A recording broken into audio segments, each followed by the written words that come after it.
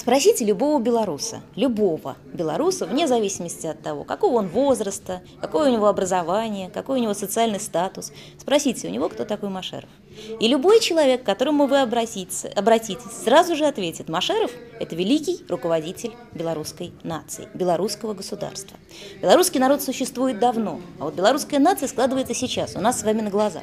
И в этот момент возникает потребность в неких лидерах, в неких символах этой нации. Машеров без сомнения стал одним из таких символов. Здесь не важно, что он жил в период социализма или в какой-то другой период. Не важно, что он имел прямое и непосредственное отношение к определенным политическим силам. Это все отходит на второй план. Магнетизм личности, верность идеалам, преданность своей стране, любовь к Белоруссии. Вот это все и делает его лидером для сегодняшних белорусов.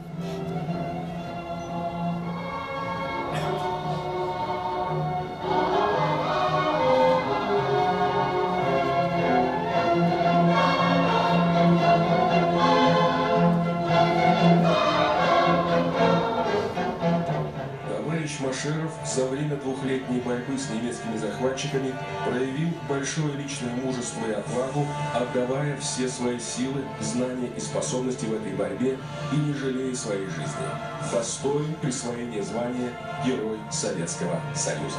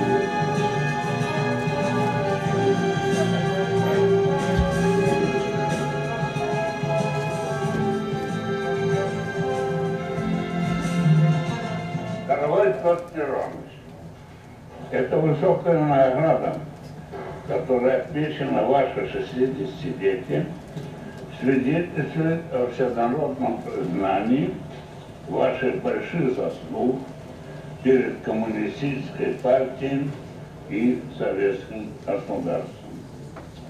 Вся ваша жизнь связана с Белорусской ССР. Здесь вы начали свою трудовую деятельность. Здесь в годы Великой Отечественной войны вы отважно сражались в партизанских отрядах. Замечательные успехи в хозяйственном и культурном развитии, которые достигла Беларусь, есть результат верного политического курса Коммунистической партии Советского Союза. Результат самоотверженного труда белорусского народа, опирающегося на помощь и поддержку всех народов нашей страны.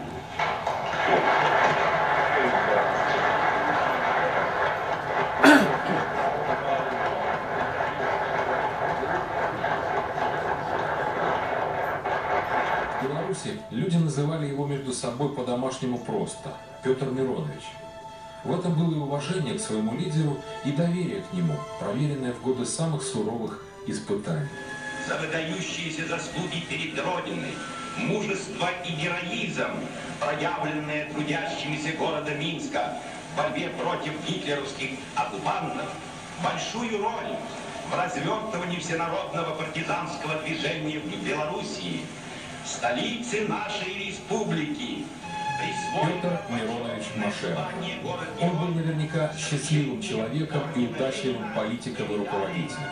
Впрочем, пройти путь от школьного учителя и секретаря подпольного райкома комсомола до первого секретаря ЦК Компартии Беларуси и кандидата в члены Политбюро ЦК КПСС даже в номенклатурной системе Советского Союза было ох как непросто. Тем он был одним из лучших сыновей белорусского народа. Воин, труженик и, что не менее важно, порядочный человек. Таким и остался он в памяти потомков.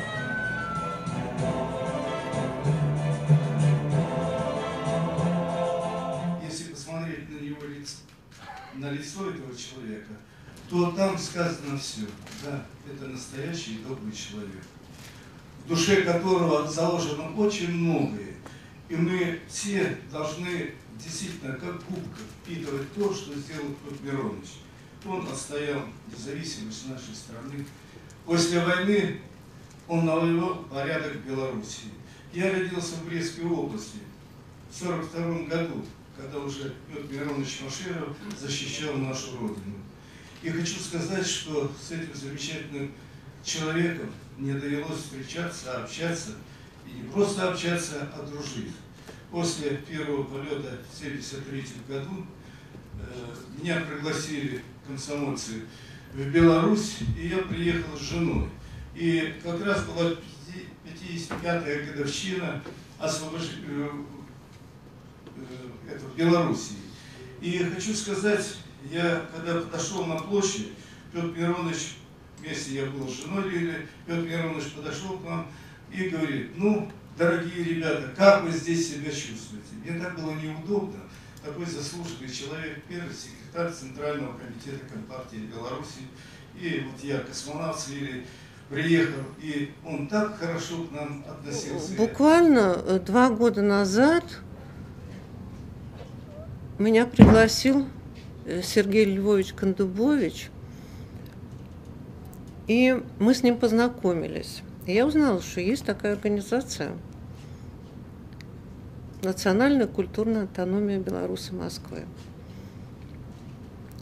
Чем ближе я знакомилась с Сергеем Львовичем, тем ближе я знакомилась с Николаем Ивановичем Чехловым, тем больше я понимала, насколько значимую работу проводит эта организация, которая объединяет живущих в Москве белорусов по созданию вот тех вех каких-то белорусского народа, памяти белорусского народа, событий белорусов, Белорусской Республики на русской земле. Я поразилась вот широте той деятельности, которую вообще они ведут. А когда они меня ознакомили с замыслом новой книги о Петре Мироновиче Машерове, которую они собирались издать к 95-летию его, и то, что они решили скомпоновать в этой книге воспоминания всех близких соратников отца, людей, с которыми он работал, людей, которые были рядом с ним все эти долгие годы его деятельности на посту первого секретаря ЦК Компартии Беларуси, то мне эта идея показалась очень интересной. Книга получилась настолько впечатляющей по содержанию, по оформлению, по качеству издания, что я думаю, что она, безусловно, будет интересна для каждого жителя Беларуси. И если она как бы дойдет до каждого жителя Беларуси, это будет замечательное событие.